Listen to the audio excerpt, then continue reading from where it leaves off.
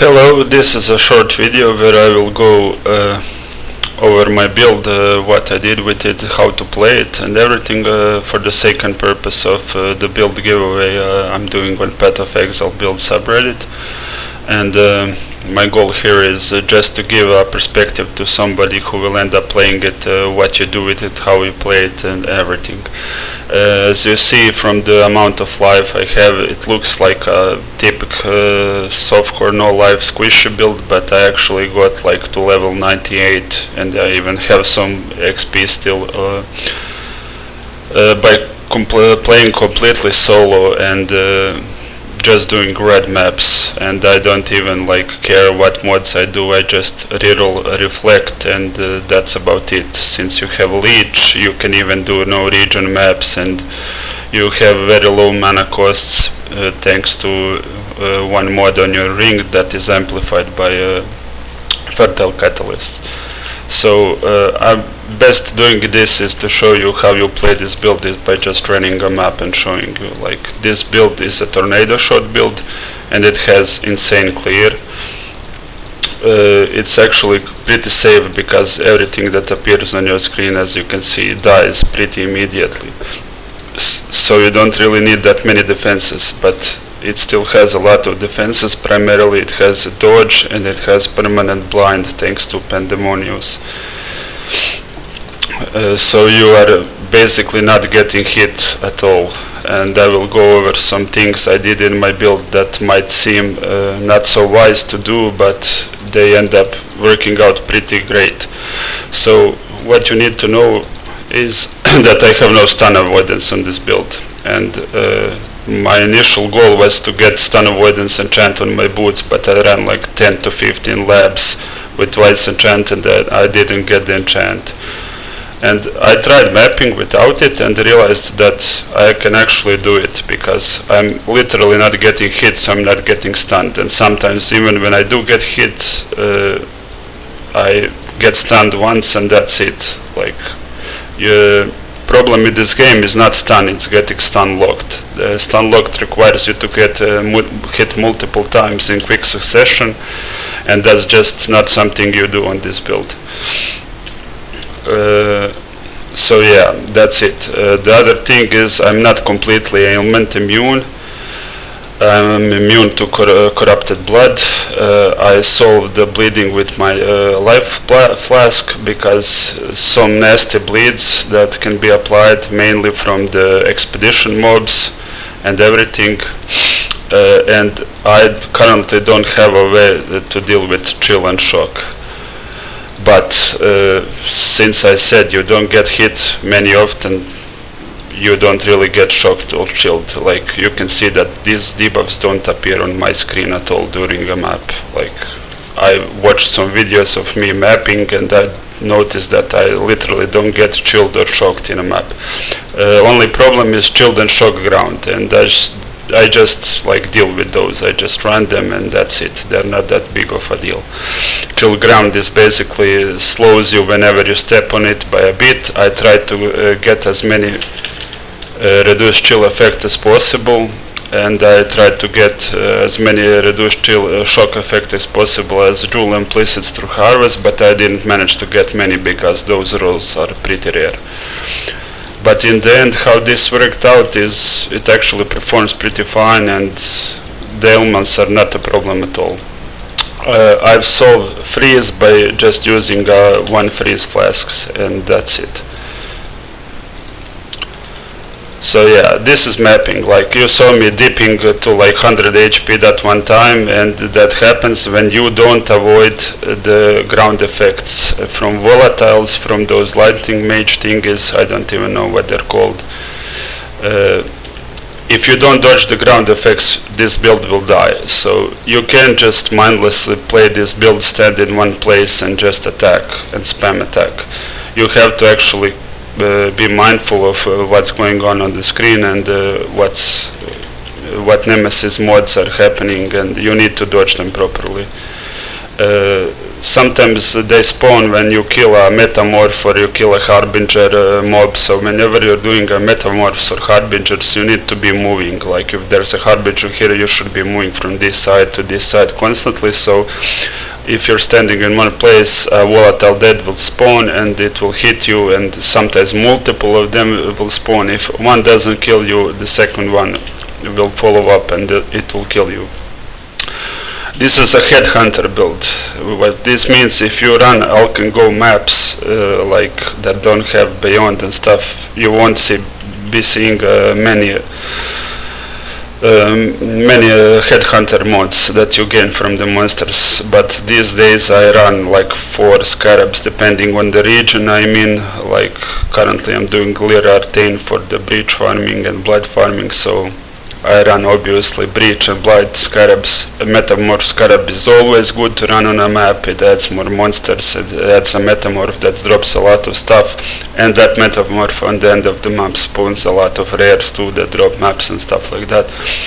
And I run rusted harbingers because they're not very expensive and they add a lot of monsters to the map. There are other options like legion scarabs and everything. There's many videos from great content creators like Grim and Crouching Tuna and people like that give a good overview of what regions are good to run and what scarabs to run where.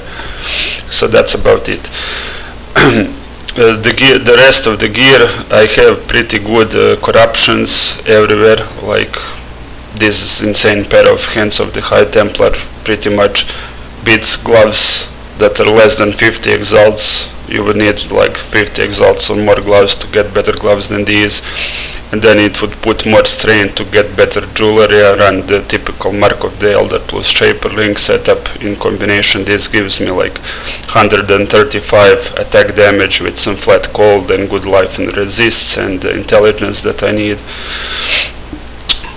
Obviously enchanted SNS chant and corrupted wood fletcher. I have a pretty good bow. I paid about 2 or 3 weeks ago, I paid around 100 exalts or 95 or something like that for this, and I have a really good chest like with dodge roll, which brings me to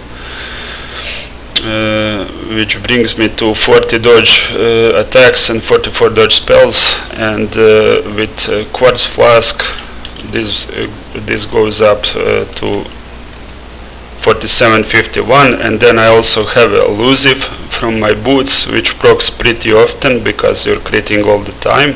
On top of that, I'm using Wall Grace, which gives me 6 seconds. This is mainly good for Conqueror fights, boss fights like Cyrus, if you wanna do Maven and stuff like that. I really don't boss. The only boss I do these days is just Cyrus pretty much. So I tailored my build to be around mapping and occasional Conqueror and Cyrus fights. So it's min-maxed to be very fast. I take stuff like movement speed nodes and I prioritize movement speed wherever I can get over a better, more damaging roll. I used to run Inspired Learning in this slot before because it gives even more speed, but I removed it because honestly it got uncontrollable. I very often run beyond maps and I run so many rare monsters in my maps, and my character was getting to uncontrollable speed, and I'm almost a boomer, and it was getting hard to deal with and control. So I bought some divines and I used it on some little prides, and I got a really good roll.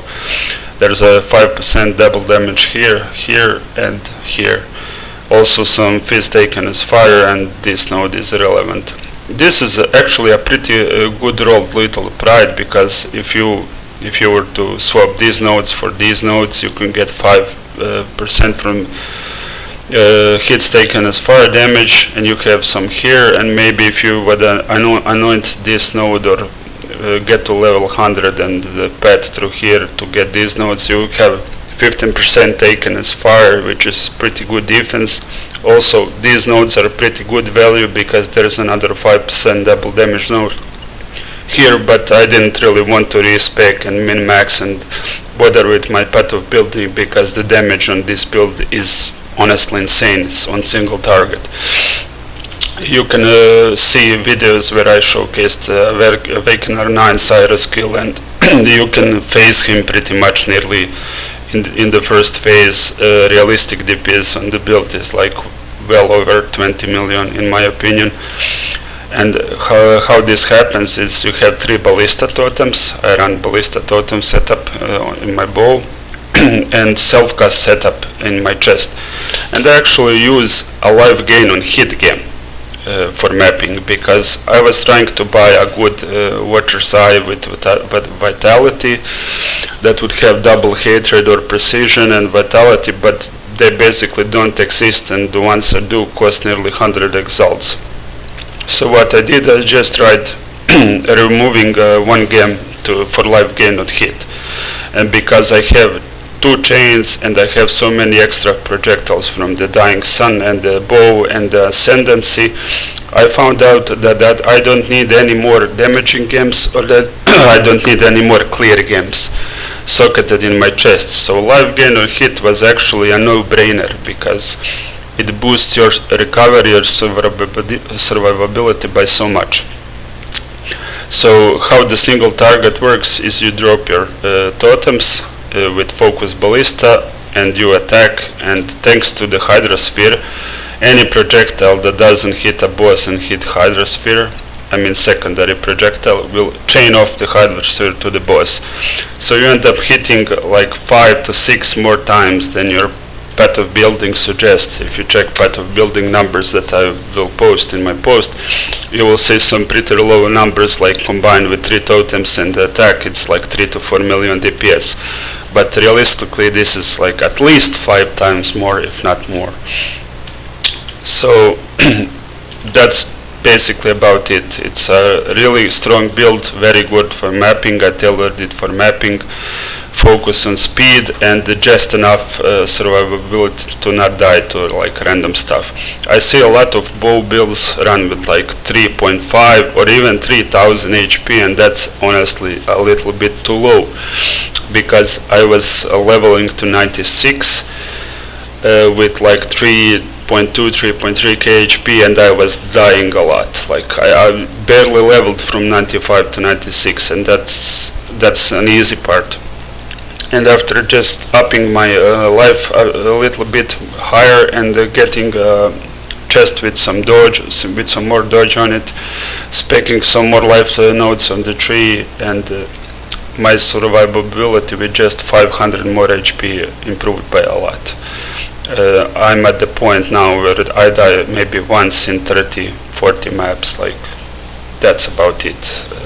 I can survive basic attacks from Cyrus. I can survive a dive beam obviously unless I dodge it, but with less than 3500 HP you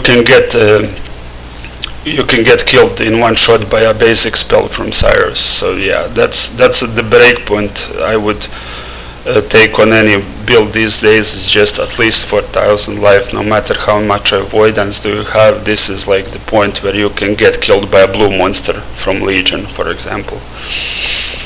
So in general, when you when you're mapping on this build, you want to be basically constantly moving. Like you never want to stop, especially if you're doing delirium. Like I like to use Fortune Favors the Brave in my build, and it spawns a lot of delirium mirrors, and basically when you're doing delirium you can't afford to stop, because as I said, the primary killer on this build is ground effects. Same applies when doing blight encounters, like especially the fire ones, because they have many overlapping effects and they can shotgun you. So you need to be moving, you need to be avoiding as many projectiles. Thanks to the totems you use on this build, this actually makes static encounters like Blight, Harbinger, Breach pretty safe to do, because your totems apply many projectiles on the screen and everything gets killed pretty fast. As you can see, you basically can't even see what's happening. This is also one of the reasons why you need to be always moving, is because you just simply cannot see what's going on your screen properly. So if a volatile dead or lightning mage appears on your screen, you just can't see it under all the effects from you, from monsters. You just need to be You just need to be moving constantly to avoid them. It's basically your best defense, and that is helpful because you have a pretty high movement speed. Even with no headhunter boss, the build has at least 180 movement speed, which jumps over to more than 200% when you get elusive procs, and that allows you to be pretty mobile. Like this doesn't feel clunky, you having to constantly move and attack. You have a pretty high attack speed time, and you have good movement speed, so you can do this without feeling stuttery or laggy or something like you will feel on slow attacking builds. And I think that covers that about much for playing the build. So is there a way to even improve this further? Of course there is, but I don't really see a point because I think it's good enough at this point. But you could obviously get a better bow. My bow has around 540 PDPS, and it's possible to get over 600 DPS bows. There's quite a few of them for sale, but they're pretty expensive. You could push that there. You could get better jewelry. Technically it's possible to roll jewelry that is better than Mark of the Elder these days, but if you want to get some life on them and good damage, it's going to be very expensive, so I just never bothered. I thought this setup is good enough.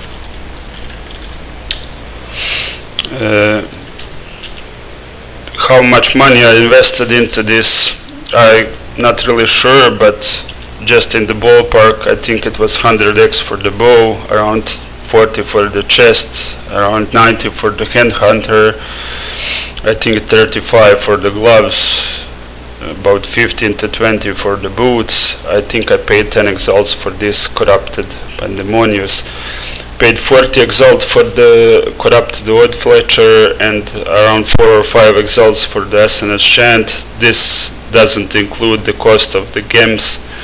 Awakened gems are some are very expensive. I think that these two are like 5 to 6 exalts. Total cost well over 1 meter.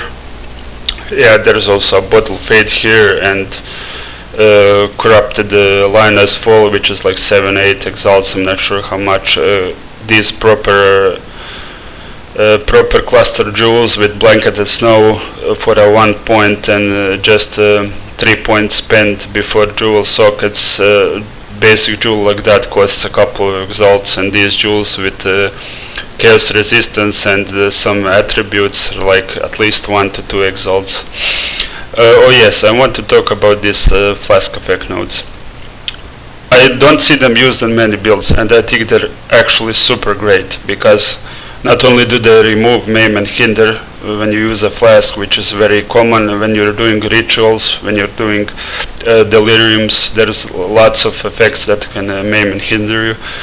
They also give you a pretty high flask effect duration, that's like 45 flask effect duration. And your flasks already have base duration that's pretty decently high, so when you click them, when you press them, they end up being like 7 to 8 seconds. This reduces the amount of times you need to spam your flags mapping by a lot, and this is a great quality of life. And I would put the 3 nodes here over any damage nodes on the tree. I actually ran with these nodes from like level 85. I didn't even have this or this. I spec'd them before because I think they're that much value. Also, I want to talk about how great the new flask enchant is. Obviously, flasks are worse than they have been, but the new enchants are super great. Like, you basically have a legal flask macro. I have reminded to use my quartz flask on my mouse button, and whenever I press it, they instantly press all the following flasks with the used when an adjacent flask is used enchant. So you basically have a legal flask macro dispatch that you can use. I manually use my quartz flask for the extra dodge because it has 2 uses, and I keep track of it, and I make sure that I always have 1 charge left, so in case I get frozen it can get used automatically. Maybe if you're not that good of a player and you can't keep track of your flasks like I can with my experience, maybe just like don't use that flask at all, and instead use manually use rod cut, and then these two flasks will get used when you use rod cut. Rod cut is a really good flask because it gives you onslaught. It's basically silver and a quicksilver flask in one. And I quite like it because the suffixes on the flask are not really that great on this patch. Like, if you put a remove shock or ignite, you need to automate it so it's removed when you get shocked and ignited. That means you can't use that flask when you're mapping, or you risk running out of it. You just can't manually be that good to press it when you get shocked, so you don't get shock immunity. And then adrenaline is really nerfed on this patch. It's only 8% movement speed. So I think rod cut becomes like a best in slot quicksilver flask on this patch, because it replaces the need for the silver flask or getting onslaught on anywhere on your gear. And this can also give you onslaught when you're fighting Cyrus, for example, because yes, it will remove your frenzy charges, but with so many hits, you hit like gazillion times per second, you will get instantly your charges back with a 10% chance to gain a hit from the chest. So this is a very good value for boss fights. This is very good value for mapping. It's basically two flasks at once. Just use rod cut on every build. Unless things get changed the next patch, this is like the go-to flask. It's really insane. I want to talk just a little bit about the state of bow builds on this patch and what I think about it, because I took this build from scratch. I found the currency to start with my other build, and I found initially about 40 exalts, and I purchased a basic set of gear which included a Death's Opus bow, just a regular Void Fletcher with some random corruption to override the pierce that it has, and it had a Mark of the Elder and a pretty shitty ring, and just a basic Pandemonius non-enchanted Assonance chant, and much worse chest than this. I don't think I even had an elusive boots, and there was definitely no Headhunter, but I did use Inspired Learning in this slot before I got my Headhunter.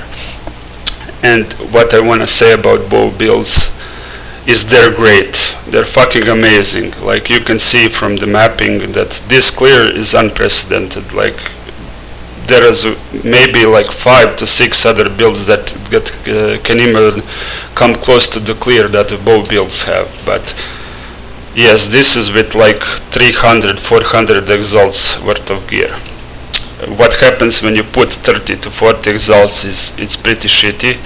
You struggle to kill even map bosses, let alone conquerors. Cyrus fights are very, very tough and annoying to do, and it's just not overall great. So not great that I wouldn't even use Tornado Shot with that low amount of currency, because it feels awful. And you really need a skill like Ice Shot and Lightning Arrow that have flat damage attached to them, because you need as much damage as you can get anywhere.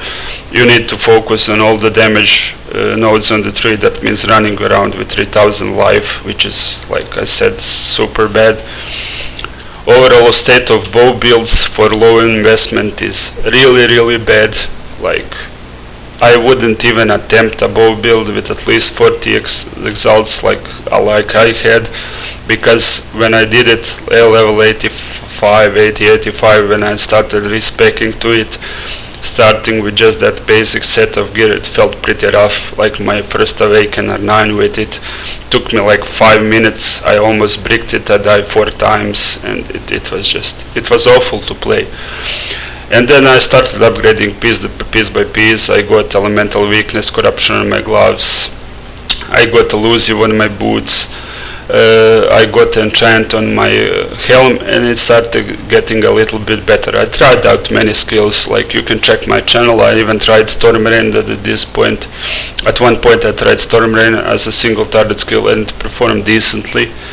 In my opinion, it's better than Barrage, but worse than this setup with Tornado Shot totems and Tornado Shot for the single target. And yeah, so my progression would be, if you're struggling, like you would start with Ice Shot, because cold damage is the strongest, because you have a lot of penetration thanks to items like this. you would start with eye shot, and then when you get more currency, you would probably switch to lightning arrow. While lightning or tornado with low currency, because you will have better clear. Lightning arrow clears better bad eye shot. It still gives you like some lightning damage. It has more base damage, like it scales better than tornado shot. Like all the base damage you get from other pieces of gear, like for example this flat damage from Mark of the Elder will get amplified by lightning arrow much more, and it will help you with clear. Like it will basically one-shot rare monsters, and it will feel much better. And then until I have at least a bow like this, or like close to this, like around 500 PDPS with 2 additional arrows, this is basically the point I would be looking to switch to tornado shot, not before that. And honestly, it felt even better when I got arrows chain plus 1 times corruption, because with just 1 chain it didn't feel that good. I think tornado shot really needs more than 1 chain. Like skills like lightning arrow really don't, because they hit in a 360-degree cone around their projectiles, and they hit multiple enemies in an area damage, so you're not so reliant on chain. But there's no area damage with tornado shot, it's just projectiles. So your only clear is the projectiles from the tornado shot and Herald of Ice. And the extra chain helps a lot. Like you will definitely notice the extra chain. So yeah, tornado shot basically requires a lot of gear. Like I wouldn't try it on a budget. Go eye shot into lightning arrow, and then fun with lightning arrow until you can afford tornado shot. I wish they would add some more base damage to the bow skills. I think the bow nodes are really good and efficient, but I think just the skills need a bit more oomph, need a bit more damage to be viable. They need numbers that are closer to the numbers of melee skills right now, and they should probably like nerf some top end damage, because it's pretty insane that a build only feels good with a couple hundred of exalts invested in it. I think that they lack a clear currency progression right now, and at points of medium budget they feel really bad, and I wish they would improve on it, because what this makes right now is it gates it behind a currency wall and makes it inaccessible to a lot of part of community, and a lot of PoE players will really struggle if they try out bow builds in high-end content, constantly running red maps, Conquerors, Cyrus, Maven, Invitations. If you try it with a low amount of currency, it just wouldn't work or feel good. You would need to play like a literal god to make it work, and that's not something I like, and I don't think it's healthy for the game. So yeah, good luck to whoever wins the build, and I hope you watch the video, because there's some information. If you didn't play this type of build before, there's some good information, you should check it out. And that's it.